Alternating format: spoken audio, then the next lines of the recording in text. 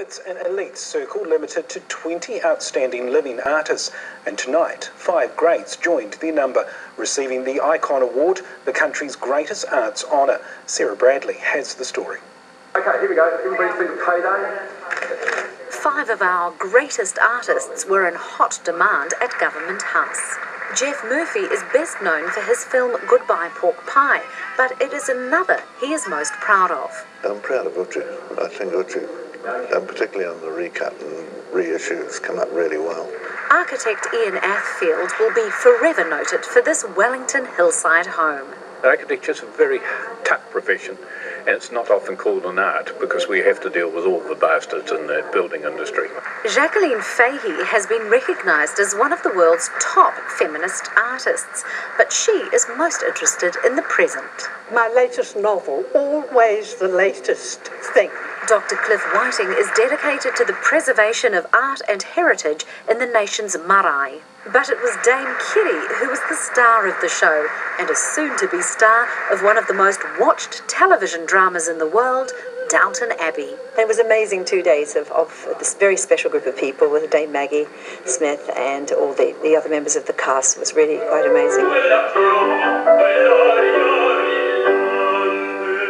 The art icons are limited to only 20 living artists at any one time and are considered the Arts Foundation's highest honour. But Dame Kiri spoke much closer to home. Thomas Te Kanawa and Eleanor Te Kanawa, my parents, who sacrificed everything to give me this life. I thank them every day. The Arts Foundation says the mana of each medallion grows as it is passed on. Sarah Bradley, One News.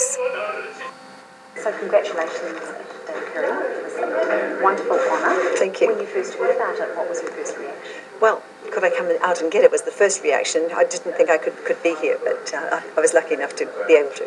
Now, is it always still special coming home to New Zealand? Of course, yeah, it always is. You have received many accolades over the years. What is important or special about this one? You know, I'm always grateful that several people have actually said that's the right person to have the honour. It's pretty special. And what about the rest of the group today? I mean, you know, pretty illustrious artists in their own right. That must be very special. You're always up with these people who have made a mark, hopefully.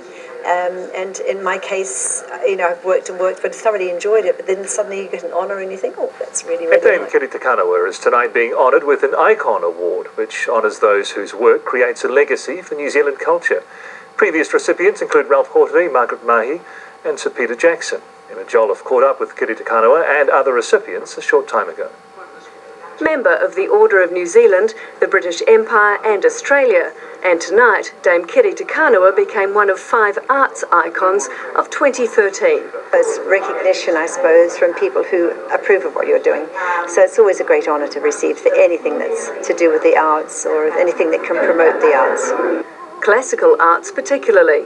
The classical world is not always the first thing everyone jumps at. You know, you'll have something that's more sort of rock or pop or different things. So our classical world is a rather quiet world. The Arts Foundation's highest award recognises New Zealand's most accomplished artists. Also receiving awards are architect Ian Athfield, painter and artist Jacqueline Fahey, filmmaker Jeff Murphy and artist Cliff Whiting. Dame Kiri's career as a soprano spans more than 40 years. Her international acclaim began in Covent Garden in London. She continues to spend most of her time in London, but describes herself as a full New Zealander. Dame Kiri famously performed at the wedding of Prince Charles and Lady Diana Spencer at St Paul's Cathedral in 1981.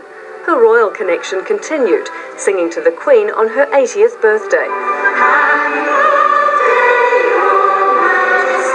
3 years ago, Dame Kiri was given a Lifetime Achievement Award in Britain and in her acceptance speech attributed much of her success to her parents. She says suggestions a few years ago that she was retiring are wrong. No, the press announced my retirement. The press announced it. I didn't announce it. And she has a full year ahead. I'm going back to London to go off to Vienna soon to do a small part in an opera. I have concerts, I have students, more master classes. No sign of slowing down for this arts icon anytime soon. Emma Jolliffe, 3 News.